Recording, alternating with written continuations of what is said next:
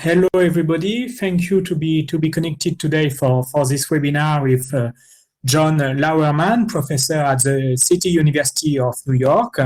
We are in an unusual time because normally the webinar is in the morning in France, but because of the connection with New York, we change for the afternoon. Next month will be the same because we professor from UQAM in Montreal University.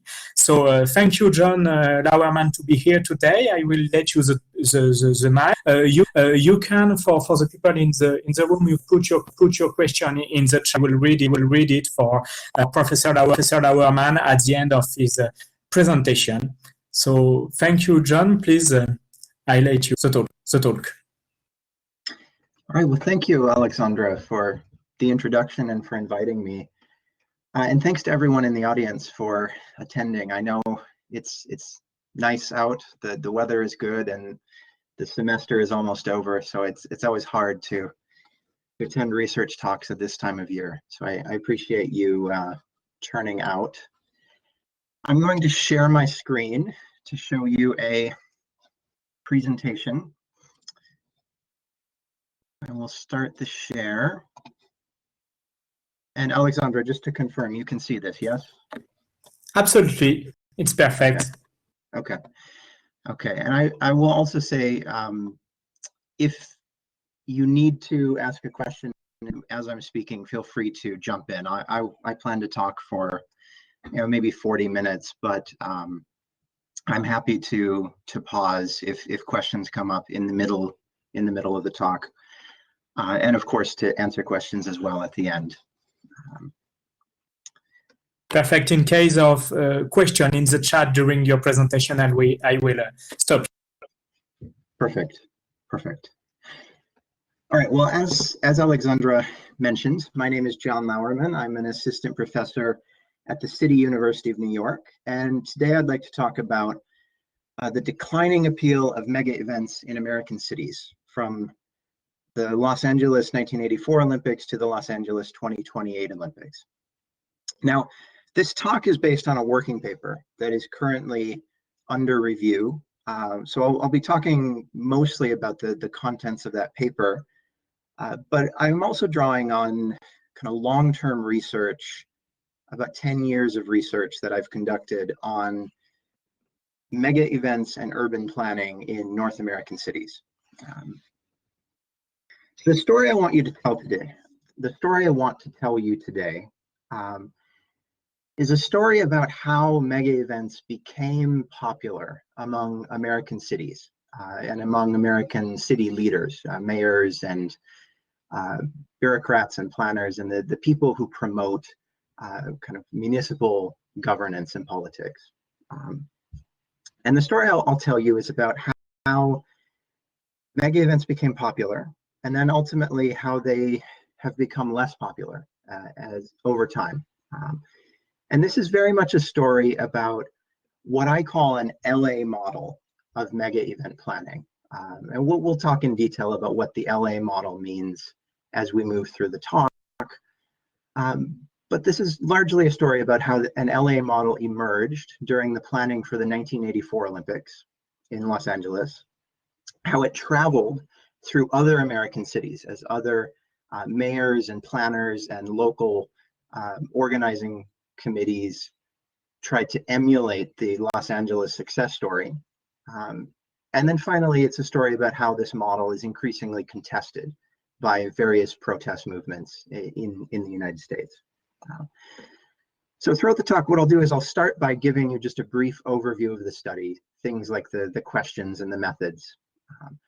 I'll then talk about the planning history of Olympics in American cities, and transition into a more detailed conversation about the LA model. And finally, I'll conclude the talk by exploring some implications of this declining appeal of mega events in American cities for urban governance and also for the Olympic movement. All right, so broadly, what I want to talk about today is the idea that there are fewer cities bidding to host the Olympics. Right? The chart I'm showing you here is is an illustration of the number of cities that bid to host the Olympics by Olympic cycle. So the x-axis is the Olympic cycle from the 1984, or bids for the 1984 games up to the present day. And then the y-axis on this chart is the number of cities that placed a formal bid with the International Olympic Committee. And as you can see, the number of bidding cities peaked sometime in the early 2000s, and they have been declining ever since. But in particular, in the last maybe 2 or 3 bidding cycles, there's been a rapid and dramatic decline in the number of cities that are attempting to host the Olympics, that are placing bids to host the Olympics. So the paper explores why this is the case, why there's a declining interest in mega events, and more specifically, how this global trend has translated into American urban politics. My argument, broadly, is that event-led development strategies are losing political appeal due to protest campaigns and to the public skepticism that these protest campaigns engender. Now, those who are familiar with Olympic bidding will know that in recent years, many cities have either canceled or withdrawn their bids to host the games. I think 14 cities in the last 3 cycles have done so. And they've done so in part because of the emergence of a series of protest campaigns. I'm showing the logos of some recent protest campaigns here. And these protest campaigns have, in some ways, upended the politics of mega event planning for cities that are thinking about hosting the Olympics. But I'd like to argue, in the American context, it's not just about the protests. The protests are important, but there is also a deeper shift occurring in the politics of municipal investment as cities start to reconsider what sorts of projects they want to support and how to spend scarce resources. And ultimately, what I'm going to argue is that mega events are increasingly viewed as a bad investment for municipal governments. And that is what is sort of driving the declining interest in mega events. Now, to answer these questions, I draw on a long-term study of the urban politics of bidding for mega events. So conceptually, what I do is I look at mega event planning in American cities during a period that dates from the last Los Angeles Olympics, the 1984 games, which were planned in the late 1970s, up into the present day as Los Angeles once again plans for the 2028 Olympics. So it's I guess about a 40-year range. And within that range, I compare the politics of Olympic bidding in all of the various American cities that either hosted or bid on Olympics. So I compare the political rhetoric about mega events and Olympic bids in Atlanta, Boston, Chicago, New York, Salt Lake City, and of course, Los Angeles. And to do that, I'm drawing on several sources of data. I have conducted a number of interviews with activists and planners and bid consultants. I also look very carefully at local newspapers to look at how political actors are talking about mega events before, during, and after the mega event bids. I combine that with research in other municipal archives, for instance, pulling up the archives of the bidding corporations. And I've been able to engage in direct participant observation in 2 cities that have recently bid for or are planning to host the Olympics, in Boston and Los Angeles. And actually in this photo, you can, if you look closely, you can see me peeking out from this wave of protest signs as I'm attending this was a planning event in Boston a few years ago. That's the overview. Now, moving forward, I want to tell you the story about how mega events became very popular in American cities, and then how they became less popular. And I'll tell you this story in 2 parts. We'll start with kind of the broad planning history, and then we'll dig into a more specific conversation about the LA model. So broad planning history is quite active. American cities have a very long history of engaging in Olympic planning, a history that I'm trying to summarize in the map I'm showing you here. During the history of the modern Olympic Games, 17 different American cities have bid for the Olympics, and 8 of them have actually hosted. To interpret the map here, the circles indicate cities that have either bid on or hosted the Olympics. The black circles indicate cities that have actually hosted, and the gray circles indicate cities that bid unsuccessfully. Furthermore, the size of the bubble corresponds to the number of bids that these cities have placed over time. So when you add it all up, we've got 8 Olympic host cities, 58 formal bids, as well as hundreds of kind of preliminary bids. In the American context, there's usually 2 rounds of bidding. At the initial stage, there's an internal round of bidding in which different American cities compete against each other in order to become the official American bidder in the international competition to host an Olympics. So there are literally hundreds of preliminary bids. And it's important to remember that simultaneously, American cities are also bidding on and hosting other mega events. Olympic franchises like the Pan American Games, or other franchises like the FIFA World Cup, which the US is going to host in 2026, along with partners in Canada and Mexico. Now, the point I want to make about this history of Olympic planning in American cities is that these individual planning projects, they're connected to each other. There are networks of knowledge and expertise that put these various planning projects in conversation with each other as sports officials and municipal officials kind of go around the country promoting planning ideas to other potential bid cities. And they've done this promotion both domestically within the United States and to some extent internationally as well. Now, to interpret why they do that, right? Why planning ideas about how to plan mega events circulate among other potential bidding cities or hosting cities, I'll just wave very briefly at the broader literature that the paper engages. Broadly, the paper is based in 2 literatures in urban studies. One is on entrepreneurial urban governance, and the other is on policy mobilities. And I know this is an urban studies audience, so I won't spend a lot of time explaining what these literatures are, but I'm happy to discuss further in Q&A if you have questions. The entrepreneurial urban governance literature highlights the ways in which municipalities act like entrepreneurs. So a public sector institution, the municipality, acts like a private sector institution, a company or an entrepreneur, by going out and investing public funds into private sector projects.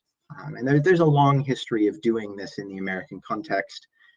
And throughout much of that history, mega events have played a very large role. Indeed, we even have a term for it in the literature. Greg Andranovich and his colleagues once called this the mega event strategy. It's the idea that a city will take public money, invest it into a mega event, and then use that investment to generate profit for the municipality.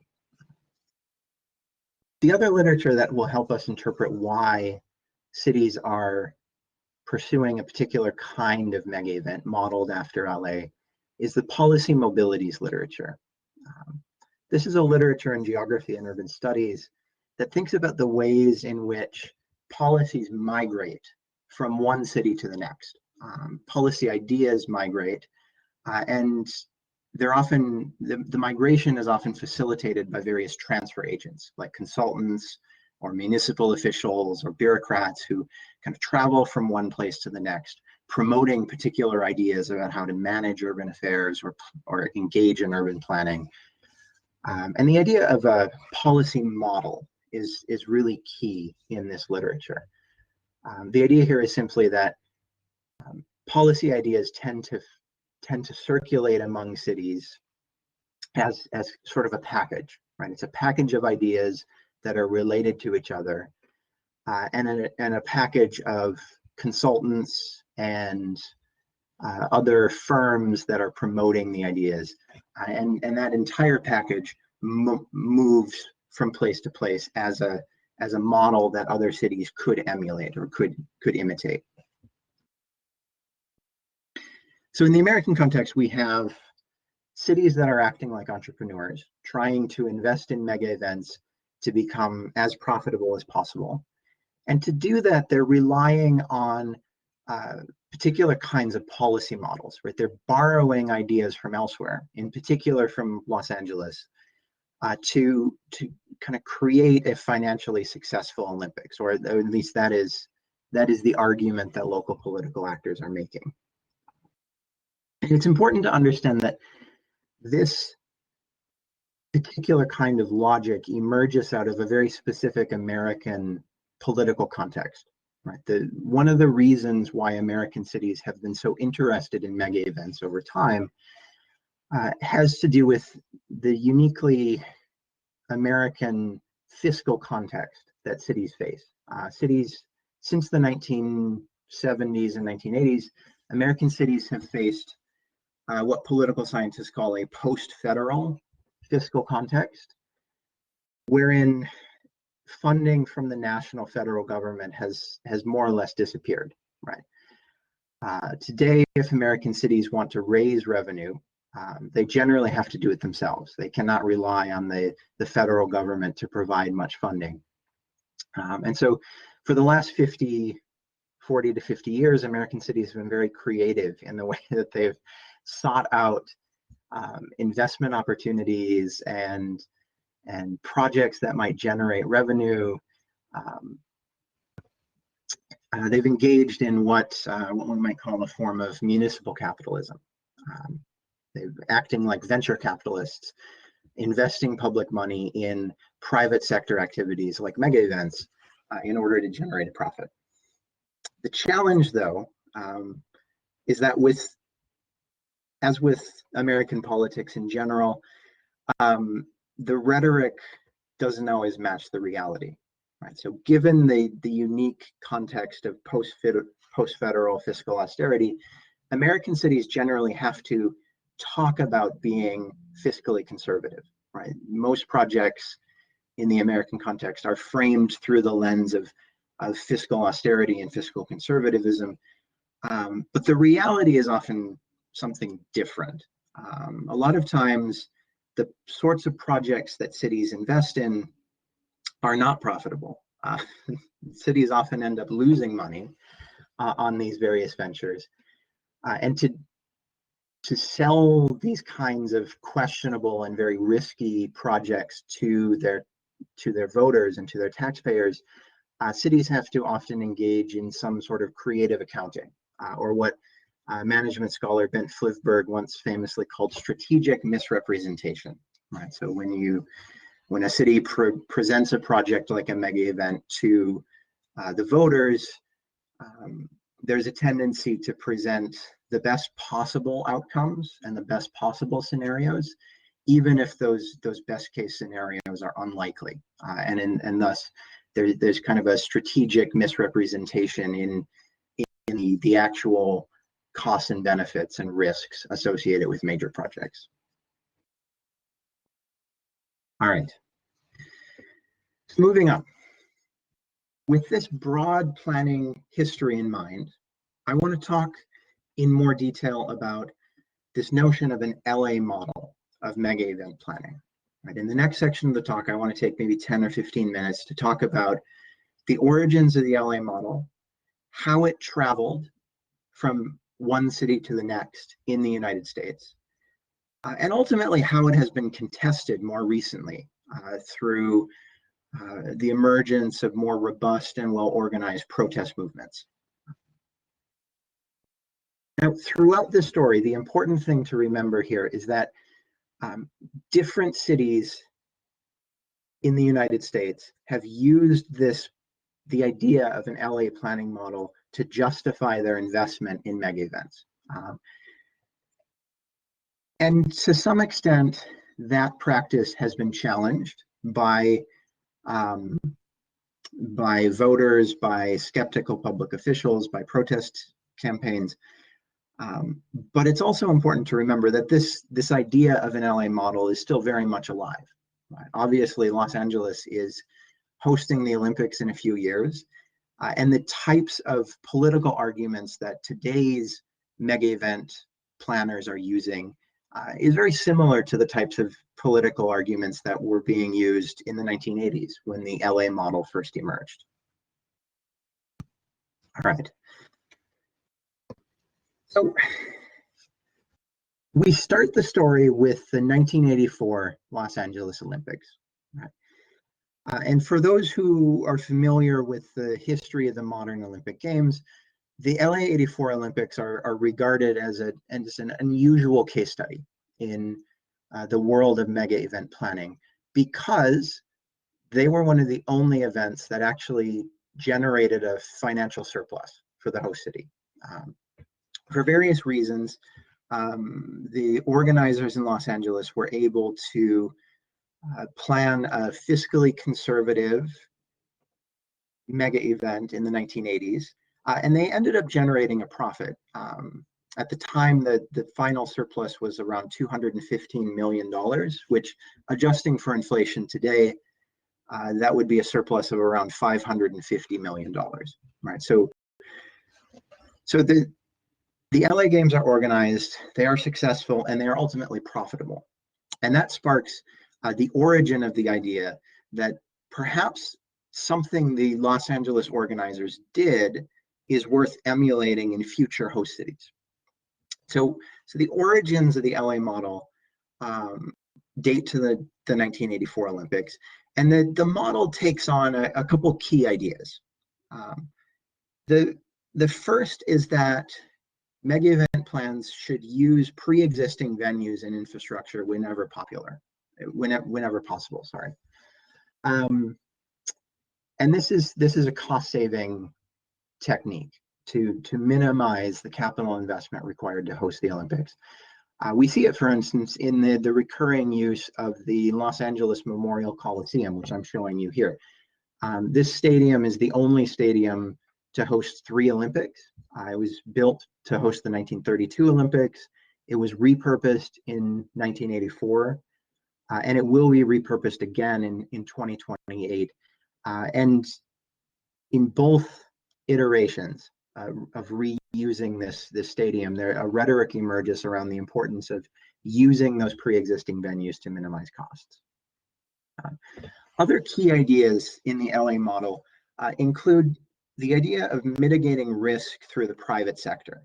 So there are various techniques that are promoted within policy circles surrounding the LA model that emphasize the way in which municipalities can offload risk into the private sector. So there are experiments with public-private partnerships to mitigate risk, and many American cities also try to use private market insurance to mitigate risk. So, for instance, a number of cities have attempted to create an insurance policy against future cost overruns. Private market insurance policy that would insure the municipality if there were future cost overruns. Another key idea within the LA model is the idea that mega events should be treated as a catalyst for local growth. And this gets to the heart of the connection between mega events and entrepreneurial urban governance. The idea here is that when they are approaching mega events, municipalities should act kind of like venture capitalists, where they're investing a small amount of startup capital into the mega event. And that small investment is said to create a much larger wave of local economic growth. Now, there are many research studies that challenge the veracity of that idea, but this is kind of the political idea, right? And ultimately what we have is a policy model that emphasizes a fiscally conservative mega event plan. One example, a couple quotes I'll show you throughout the presentation to kind of illustrate how political actors are talking about mega events in the LA model. This is a quote from the LA Olympic Organizing Committee at the end of the Olympics. And within their final games report, there's a lot of kind of political rhetoric about the uniqueness of the LA model. And that uniqueness created a financial surplus. Quote, the surplus was greater than that of all prior Olympic organizing committees combined, unquote. And so there's a rhetoric that emerges around the idea that mega events can generate a surplus if planned correctly. And more to the point, American cities have something to teach the global Olympic movement about planning fiscally responsible events. And that is another key idea that circulates a lot with the LA model, that American cities are unique in their ability to generate profitable, fiscally conservative mega events.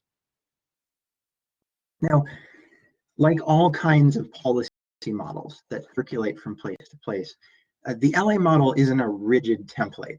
It's more of a loose collection of ideas and a community of practitioners who promote those ideas. And so, of course, as it travels from place to place, the specifics of what the LA model mean will evolve. They'll be tailored to local context as they're fit into the Olympic plans in places like Atlanta or Chicago or Boston or New York. But generally speaking, the model starts to travel over the next 30 years after the LA '84 Olympics. It gets picked up in other cities, and it travels to other American cities, emphasizing a few key things. The political rhetoric surrounding the LA model tends to emphasize, first and foremost, the importance of fiscal austerity, of having municipalities invest the absolute minimum amount of public money into a mega event. There's also a lot of political rhetoric about how city leaders have to be tough when they negotiate against the International Olympic Committee. So there's a recurring genre of political speeches about mega events in which the mayor will say, I'm going to go to Switzerland and I'm going to negotiate very aggressively with the IOC. And whether they actually succeed or not is a different story. But there's a political rhetoric around cities needing to be tough in their negotiations. Finally, there's also a rhetoric about American Olympic exceptionalism, about the idea that somehow American cities are different from other Olympic host cities elsewhere in the world. They're more fiscally conservative, they're more entrepreneurial, they're more responsible. And for that reason, American cities are just different, they're exceptional. And to some extent that there is some evidence to suggest this. For instance, the chart I'm showing you here shows average hosting costs at Summer and Winter Olympics over the last, since the 1960s. And as you can see, the average spending on hosting is relatively lower at US events, shown in purple, than it is in the global average spending on hosting, shown in the blue columns. And so there is some evidence to suggest that American cities do produce relatively lower cost mega events. And that evidence, even though it's rather shaky, it travels across mega event planning circles throughout the United States. And so repeatedly over the years, people who are bidding on the Olympics, people who are hosting the Olympics, mayors and public officials who are supporting Olympic bids, there's a rhetoric that circulates around the idea of an LA model that makes American cities unique. And therefore, because American cities are unique in the way that they manage Olympic hosting costs, the local city should consider a particular Olympic project. Just a few examples of representative quotes. Many local political officials refer to the idea that there will be lots of financial success and it can be shared with the global Olympic movement. There's a lot of conversation about reusing facilities and minimizing costs by capitalizing on pre-existing infrastructure. And always, there are references to California and to Los Angeles. There are references back to the idea that if Los Angeles could organize a fiscally conservative mega event, then we can too. The problem, though, is that this rhetoric about being fiscally conservative was not always matched by results. If we look, for instance, at cost overruns, both of the other cities that have hosted the Olympics, Atlanta in 1996 and Salt Lake City in 2002, both of those cities had cost overruns. The cost overruns were lower than the global average, but they still existed. And then that challenges certain narratives about American cities never having cost overruns. Likewise, activists and public officials started to read Olympic host city contracts more carefully, and they started to realize that those contracts have all sorts of hidden subsidies and risks embedded into the contract. And so while the rhetoric of Olympic bidders and Olympic boosters may be that American cities do things differently, there's a growing recognition over the course of several decades that actually American cities are still bound by the same kinds of host city contracts that every other city is bound by. And therefore there's a limited amount of leeway for American cities to be fiscally conservative. And so we start to see both activists and public officials challenging this mythology of an LA model. Two representative quotes. One is from the mayor of Atlanta, who after the Atlanta Olympics started to question whether or not the mega event actually produced enough legacy for his city. Another is from a bidding consultant who worked on multiple bids in multiple cities, questioning the idea of legacy and the idea that voters will respond positively to arguments about the production of legacies, or the idea that a small municipal investment in a mega event will generate a large catalyst of local economic growth. And so ultimately what occurs, starting in earnest around 2008 or 2009, when Chicago was bidding to host the Olympics, we see the emergence of a series of anti-Olympic protest movements. And they pop up in Chicago, they pop up in Boston, they pop up in Los Angeles. And these protests become increasingly sophisticated and well-organized. And they start to achieve success in their protest goals by leveraging stories about the failed promises of the LA model. They start to challenge this mythology that surrounds the LA model.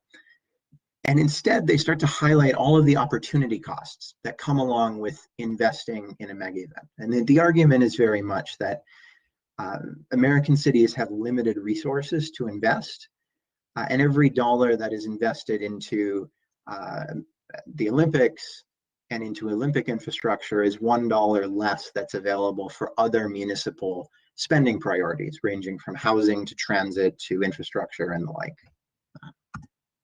You start to see a new kind of rhetoric emerging in media and in the way that city leaders and activists are talking about mega events.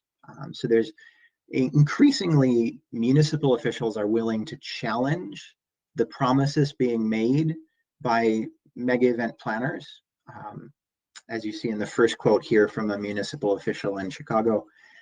And the activists start to very directly question the idea of an LA model arguing that there is no such thing as American Olympic exceptionalism, that quote, the US is not different from other countries when it comes to hosting the games. This idea that there's some sort of different model in the US, or that the US does it differently, that we don't have overruns or we don't have deficits, it's just not true, and end quote. And activists are very effective in showing this with evidence. All right, so this brings us up to the present day, where again, we see a decline in interest among potential host cities. So I want to talk more broadly about some implications of what this American story might mean, not just within the United States, but within the kind of global conversation about cities and mega events. I'll talk about some implications for cities, some implications for the Olympic movement, and some implications for those of us who do mega events research. Now, right off the bat, I want to say that I don't think mega events are going to disappear anytime soon. I'm sure that in the future, there will always be at least one city willing to host the Olympics. But I do think that cities are reprioritizing what they invest in and the kinds of projects they pursue. And mega events are facing a new kind of political calculus as cities become more discerning in the sorts of projects they wish to get involved in. So, some implications for municipalities. I think the first implication to note is that municipalities are renegotiating their relationship to global event franchises like the International Olympic Committee or FIFA. In the American context, especially, we see that mayors are increasingly refusing to sign standard host city contracts and demanding that the IOC give them a customized host city contract. We also see a lot of efforts to renegotiate revenue sharing agreements and diversify the kinds of profit streams that cities might have, host cities might have access to. And as always in the American context, there's a belief that you can pursue insurance policies to protect against cost overruns. I think ultimately what's going to happen though for many municipalities is that mega events are no longer going to be viewed as an exceptional opportunity. Instead, they're going to be viewed as one option within a broad portfolio of projects that a city could invest in. And when you compare the financial performance of mega events to those of other major urban projects, the results are not great. Mega events do generally perform poorly in a financial sense compared to other municipal investments. And so I think increasingly many city leaders are going to decide that there are simply other more politically popular ways to invest municipal resources and pursue local growth. Now, if we think about the implications for the Olympic movement, the International Olympic Committee has started to respond to this new world in which fewer and fewer cities want to host the Olympics. We have, for instance, the Agenda 2020, which tries to control hosting costs by encouraging cities to use existing infrastructure or to experiment with things like temporary architecture to minimize costs. The IOC has also introduced reforms to the bidding process through the new norm that kind of restructure the bidding process, making it less of a very rigid competition and more of an informal conversation with city leaders. And as someone who has spent over 10 years reading almost every press release that has ever been written by the IOC, I have also noticed that the IOC now adopts a less maybe confrontational tone towards host cities and city leaders, a less demanding tone, a more friendly tone. And I think that will continue as well. However, it's important to note that the Olympic movement now faces a very well-organized global network of anti-Olympic activists. Right? Olympic protest is no longer a local affair in which you have kind of a small social movement emerging in individual cities. increasingly those anti-Olympic movements are collaborating with each other. They're organizing international resources and campaigns. 2 summers ago, there was an international meeting in Japan of anti-Olympic activists from several different cities that resulted in a joint statement arguing against the Olympics. And so there's an increasingly robust and sophisticated and well-organized protest movement that is going to follow the Olympic movement to whatever city it migrates towards. So this has some implications for those of us who do research on mega events. One thing we might consider is the question of whether the world has passed what some mega event scholars are calling peak event. Martin Mueller at the University of Lausanne, for instance, argues that we have passed the age of peak event, and in the future we'll see fewer events and smaller events overall.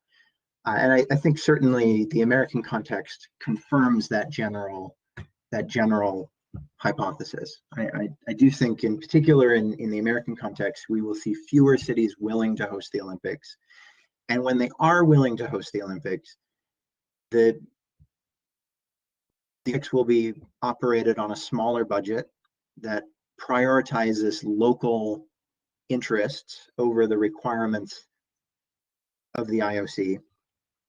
And regardless of where we see Olympic bids in the future, I suspect we will see protests and referendums. The age in which Olympic bids are submitted without much formalized protests are probably over, and there will almost always be some sort of protest movement that Olympic planners will have to confront. Now, there are a number of conversations in the literature around what that might mean for the system of mega event planning and hosting. There's a conversation in the literature on maybe the IOC will move towards awarding multiple games at the same time, as it did when it awarded Paris the 2024 games and Los Angeles the 2028 games. There's also a conversation about how the bidding process, the awarding of host city rights, will become more non-competitive. It will be less of a formal international competition and more of an informal conversation between the IOC and individual mayors. And of course, there are conversations about more radical alternatives for restructuring the Olympics, for instance, by putting the Olympics in permanent host locations. I suppose that it remains to be seen what will happen in the future. But for those of us who do research on mega events, these are trends that we would do well to pay attention to, because the bidding practices of the past and the mega event planning practices of the past are probably not going to be replicated in the future. All right, so with that, I will just say thank you. I'll point you to a few recent publications that talk about this idea in more detail. As I mentioned, the paper on which this presentation is based is a working paper currently under review, but I am happy to share it if you shoot me an email. But otherwise, thank you, and I'll turn it over to Alexandra for questions. Thank you, John, for this presentation. And I think we will save a question for you in the chat. So I think it's a kind of a trap, because it's a question for the current situation in Tokyo. We are in 70s before Tokyo 2021. So do you think possible that Tokyo cancels the next game? And what is about the consequences of a kind of cancellation? So we know what happened with a kind of postponement. So we are 1 year. But what happened if we cancel a game? It can be the first time that happened after one. The last game cancelled was Tokyo 1940. So it's interesting in terms of history. So what do you think about this question? Well, I'll start by saying I am not the expert on the Tokyo Games process, so I should be modest and say I simply don't know. I do think at this stage it's very possible that the games could be canceled or postponed again. And the consequence of this in kind of global mega event planning circles is going to be a recognition that nothing is set in stone. So once a city signs its host city agreement and begins planning for the games, I think in the future they will point to Tokyo and say, look, of course it's possible to change the way that we plan for the games. Of course it's possible to change the schedule or to change the budget. And that kind of flexibility is, I think, going to be assumed by many municipalities moving forward.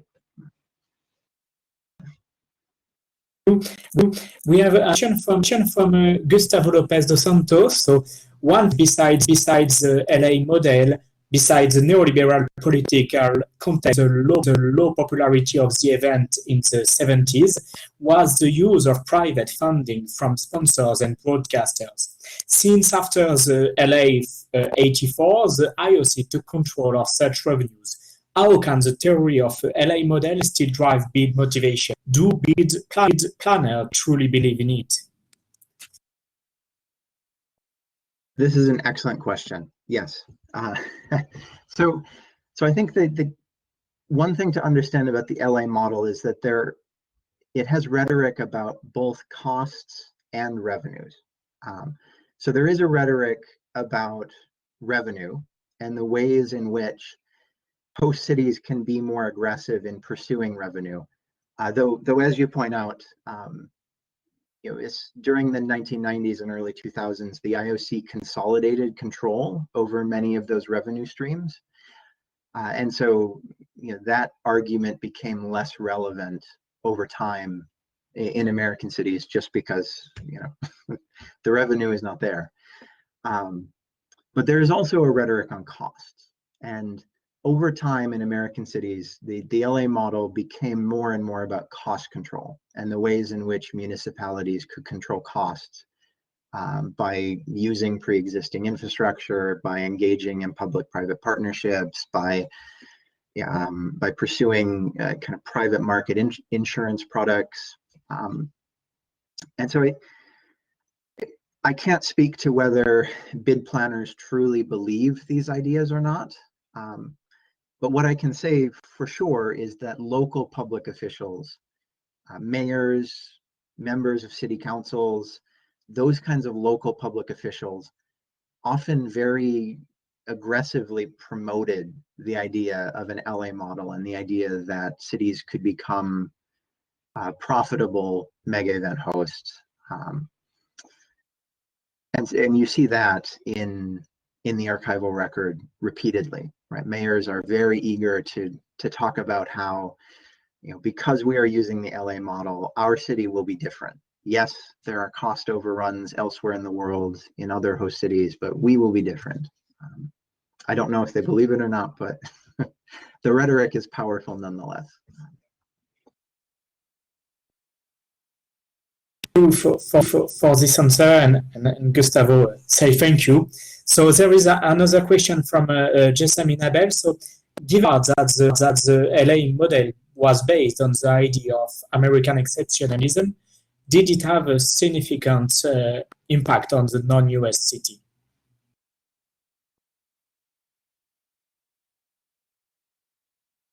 Yes and no. Yes, American consultants and American firms have attempted to promote this model elsewhere in the world. So for instance, people who worked on the Atlanta 1996 Olympic Games, after the games, several of those municipal officials created consulting firms, bid consulting firms. And they were active in advising bids really up until the last few years. And so there is some evidence that American consultants and American municipal officials are going elsewhere in the world and promoting an LA model of fiscal conservatism, not unlike how officials from Barcelona go around the world promoting a Barcelona model of Olympic planning, or officials from London go around the world promoting a London model of a sustainable Olympic Games. So there is some evidence that American firms have tried to export the model. I'm not sure how successful they were in actually getting it to be implemented elsewhere in the world, but there's certainly a rhetoric around, or there's certainly networks and institutions that have attempted to export this model elsewhere in the world. Thank you for this answer. Please, everyone, if you have a question, do not hesitate to put in the chat, or if you have the mic, you have the possibility to ask your question yourself. I have perhaps a first question, perhaps a little bit naive, but for your presentation, in the presentation, why in the geography of the US there is so many cities candidate in the north of the US, and excepted LA and Atlanta, the south of the USA is not really a candidate for the games. There is some reason, or it's just hazard? Part of that geography has to do with the history of urbanization in the United States, in particular during the early 1900s. There were a number of bids from American cities for like the games in 1904 and 1908. And the largest cities in the United States at that point in history were located in the north. But there is also, what we're also seeing is kind of the legacies of neoliberalization and deindustrialization in American politics.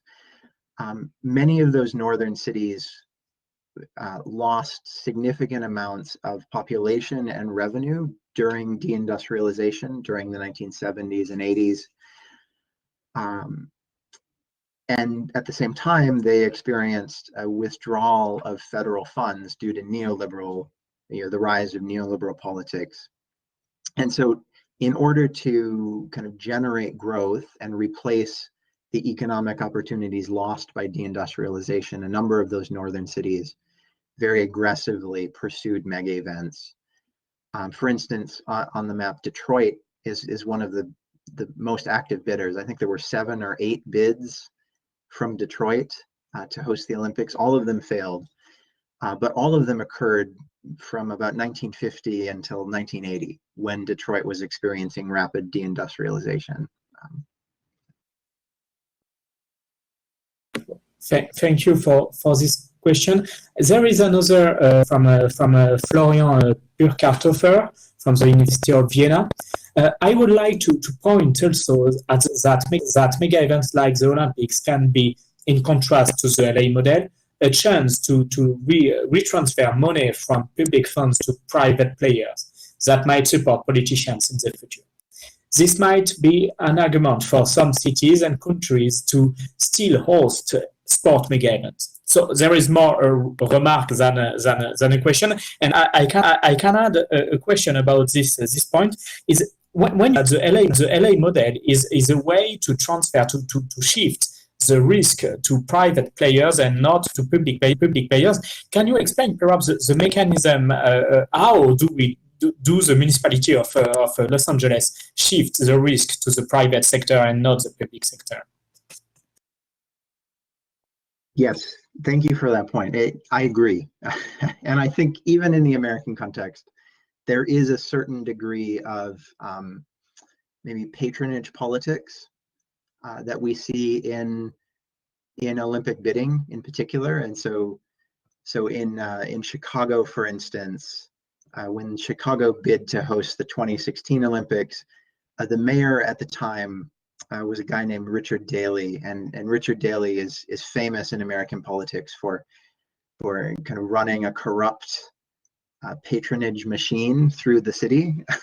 And so the way in which that bid was planned, in terms of the contractors used and the real estate purchased, it maps pretty closely to the entities that the the Richard Daley mayoral administration was providing patronage to, or wanted to provide patronage to. So I think to some extent, even in the U.S., that of course happens, and of course motivates mega events, bidders. To Alexandra's question, there is a lot of rhetoric by public officials about how they will transfer risk into the private sector. But I think it's important to understand that the rhetoric does not always meet the reality. And so there is a lot of rhetoric about how we can use two types of risk mitigation strategies to move risk from the public sector to the private sector. The first is through public-private partnerships. So generally speaking, those who are promoting the LA model would say the city should never build anything unless it's built through a public-private partnership. So no venue construction or infrastructure construction should be entirely publicly funded. It should always be funneled through some sort of public-private partnership in which the private partner is providing some of the startup capital, and in which the city can theoretically reap some profits in the future. The other mechanism that is widely promoted is the idea of an insurance policy. And so many mayors will they will actually try to create an insurance policy, where the insurance is related to cost overruns, right? So the idea is the policy will reimburse the city if there are cost overruns in the future on infrastructure investment, or on security costs, or on different cost overruns in different categories of the budget. It was discussed in Chicago, it was discussed in Boston, it was discussed in New York, it was discussed in Los Angeles. I have never been able to uncover any evidence that such an insurance policy would be created. To my mind, you would be a very foolish insurance company to issue an insurance policy like that, because there will almost certainly be cost overruns. So I'm not sure if any city has ever actually been able to secure an insurance contract, but many mayors and city officials have talked about the idea of using it. Again, there's a gap between the rhetoric and the reality. Yes, certainly, and I wanted to have another question about this rhetoric of LA model, because so the LA model in 1984, when LA was the only candidate, I think, at this date, because there were a boycott with Montreal and Moscow, and the terrorist attack in Munich 10 years before. So it is interesting that the LA model of candidature happened in a time where there is no concurrence. And we can see the same happen in Paris 2020, LA 2028. So it have an influence. Do you think that LA at this time, at the time of 84, was alone for the candidature, or it have no influence because there is no model, as you say? It's rhetorical model, but it's important to know. Oh, absolutely, absolutely. The LA '84 Olympics was able to be profitable precisely because it was the only bidding city in that cycle. And as a result, the mayor of Los Angeles and the city council were able to negotiate a very particular kind of contract with the International Olympic Committee and the US Olympic Committee. And the contract they negotiated allowed them to access certain kinds of revenue streams. So they were able to secure a bigger chunk of local broadcast revenues. They were also able to negotiate new kinds of branding and sponsorship arrangements. And of course, because they were the only bidder, they didn't have to make any promises about new infrastructure, right? There was no one to compete against. And so they were able to offer a games that was built largely on pre-existing infrastructure. Though of course, when you have a more competitive bidding cycle, there is pressure to outbid other cities by promising more and more. And that's exactly what you see in subsequent Olympic bids from other American cities, right? The budgets become bigger. In particular, the non-OCOG budget, the capital investment budget, becomes bigger over time in an effort to compete against other bidding cities. But it remains to be seen what will happen with Paris and Los Angeles today. In the case of Los Angeles, there was some negotiation with the International Olympic Committee on revenues again. And I forget the details, but I think it had to do with sponsorship and branding. And there was a renegotiation of the sponsorship revenues. So yeah, I think it's possible that Los Angeles will once again organize a profitable games, again because of this very unique political context around it being the only bidder. Thank you. We have a question from Romain Leclerc. So thank you for this presentation. Have you been able to approach some casual promoters of the LA model of the Olympic International Committee or elsewhere? Their trajectory, maybe how do they act to convince municipal officials to mobilize some data to build the LA success story? Yes, I have been able to interview some both municipal officials who travel to other places and some consultants who work as bid consultants or planning consultants for different aspects of bid planning. In the American context, there are certain people who kind of repeatedly travel from place to place. Terrence Burns worked on the Atlanta 1996 games, and he subsequently created a consulting firm. It was called Meridian Management at one point. I'm not sure what it's called now. Helios Partners, I think it's called now. And he is an actual bid consultant who travels within the United States and internationally, promoting certain ideas. Another person who kind of travels in these circles is a man named Daniel Doctoroff, he was an assistant to the mayor of New York when New York was planning its bid for the 2012 Summer Olympics. And Dan Doctoroff has, any city that has bid on the Olympics ever since has invited Dan Doctoroff to come and give a lecture, and he has a PowerPoint where he talks about all the ways that we can learn from Los Angeles and New York about how to organize a more profitable games. The challenge, of course, with this kind of consulting is that the evidence that is being presented is, of course, favorable to the idea of an LA model. And so what I have also observed, as I've interviewed various activists and protesters, is that there are emerging networks of experts on that side who also travel from city to city, giving speeches and lectures and presenting evidence that tries to sort of debunk the arguments around the LA model. And so for instance, there are people like in Boston, there was the leader of an organization called No Boston Olympics has subsequently gone on to speak in a number of other places. He's collaborated with people in Los Angeles, for instance. He's also traveled in Europe.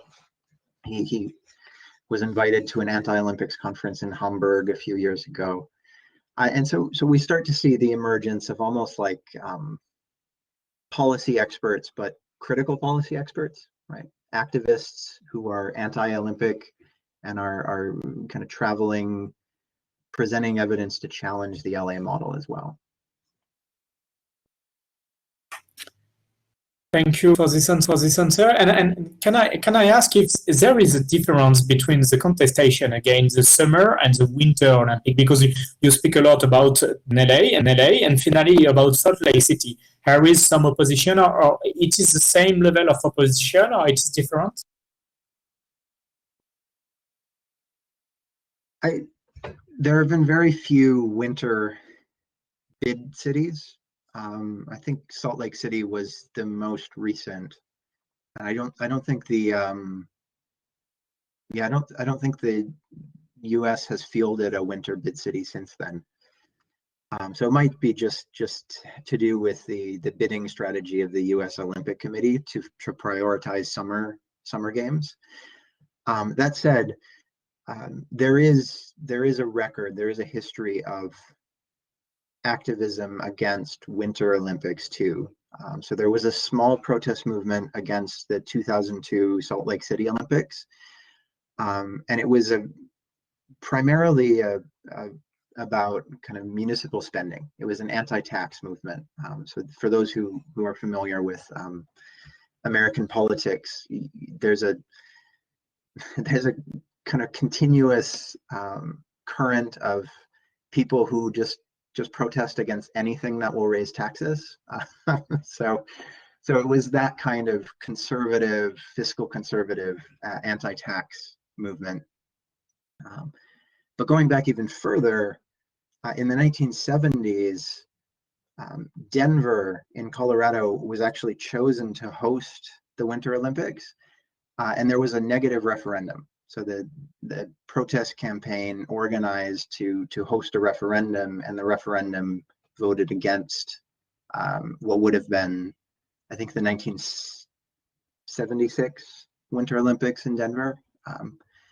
So yes, so it exists, protest against the Winter Olympics, but it not nearly to the degree that we see similar politics around summer games. If I remember, the games before Salt Lake City was for the Squaw Valley games. That was not really a municipality. I think it was in the middle of nowhere, so it was no possibility to have a contestation in the US.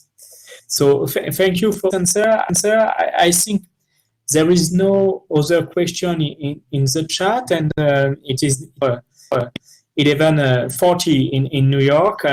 Thank you, John, for this presentation. I think it was very interesting, and we have recorded it, so we will put the video in the website of the France-Japanese Foundation. Thank you for everybody to be here, and we will meet us in 1 month for a new session of the webinar. This time will be the 9th of June, and it will be the afternoon too, at 4 afternoon, with Professor Eric Motet and Dr. Eric Boulanger from the University of Montreal. And then we will talk for the last webinar of this year about Olympic Games and Global City, of the ranking of Asian cities and the case of Japanese cities. So it's not specifically about the games, but it have a point with mega events. So thank you, John, and thank you for everybody. Have a good day in New York, and see you. Yes, thank you again, everybody. It was fun.